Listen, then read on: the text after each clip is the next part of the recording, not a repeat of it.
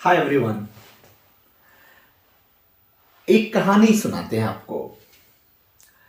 एक लड़का था, उम्र कुछ 10 साल। अपने माँ बाप की बात बहुत मानता था और पढ़ने में बहुत अच्छा था। कुछ भी पढ़ता एक बार में उसको याद हो जाता। माँ बाप बोलते माँ बोलती कि ये चैप्टर लर्न करके दिखाओ।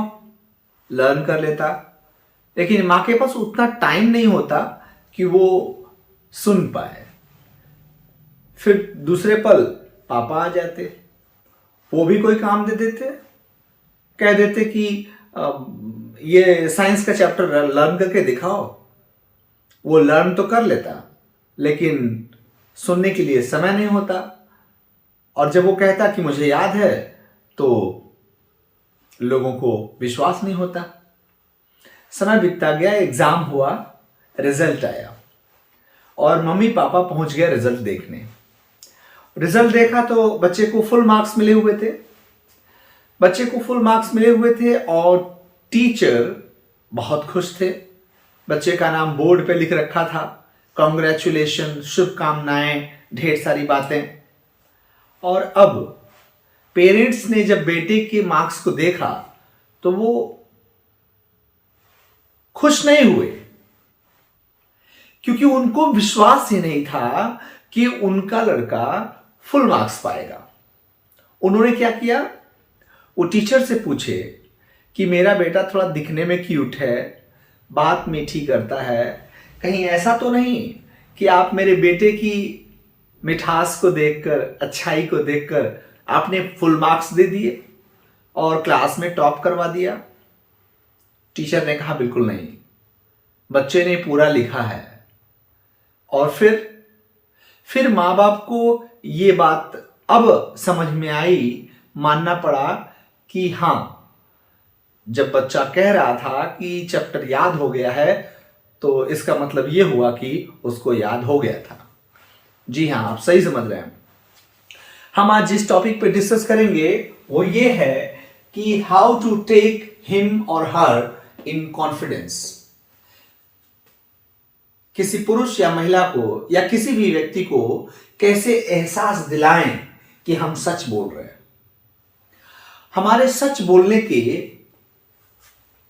एहसास दिलाने के लिए कि हम सच बोल रहे हैं कि नहीं, इसके लिए कुछ पॉइंट्स हैं जो हमें माइंड में रखना होगा। सबसे पहला पॉइंट कि हम सच बोल रहे हैं, ये हम जानते हैं। तो अगर हम जानते हैं तो हम नॉर्मली अपनी बात कह लेंगे कि हां, हम सच बोल रहे हैं। सामने वाले को बहुत ज्यादा फोर्स करेंगे कि हम सच ही बोल रहे हैं, तो आपकी बात को वो पक्का समझेगा कि सच नहीं बोल रहा है, क्योंकि इतना जोर दे रहा है, लगता है कि सच नहीं बोल रहा है। एक तो ये हो गया।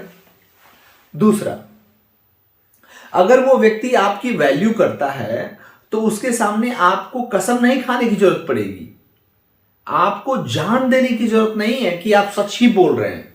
आप सच बोल रहे हैं, इसके लिए आपको जान देना पड़ेगा, आपको लिखित देना पड़ेगा, आपको स्टैम्प पेपर पे लिख के देना पड़ेगा, ऐसा कुछ नहीं है।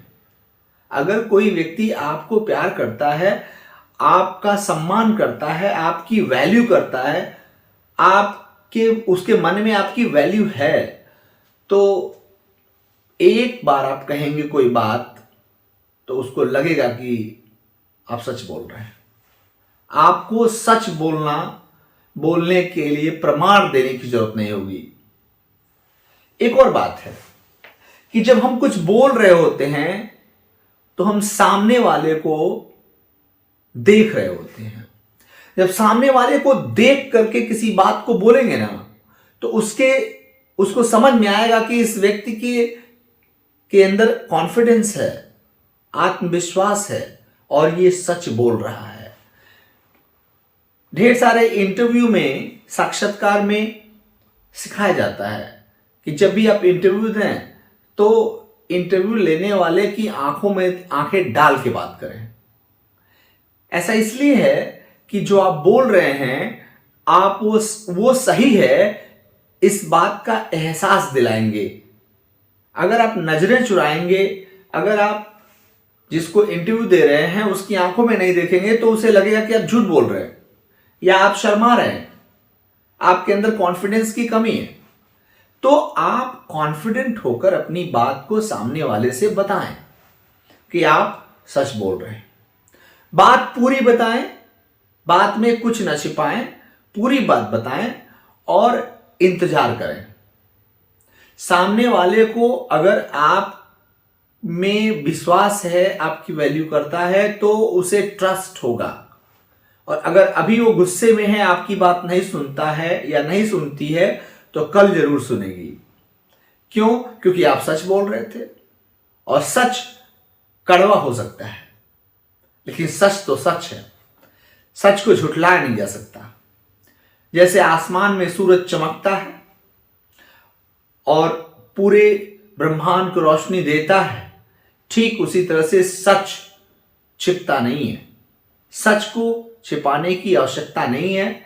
और सच को कसम खा करके या फिर कोई प्रमाण दे करके किसी सच को सच साबित करना सूरज को दिया दिखाने की तरह से है।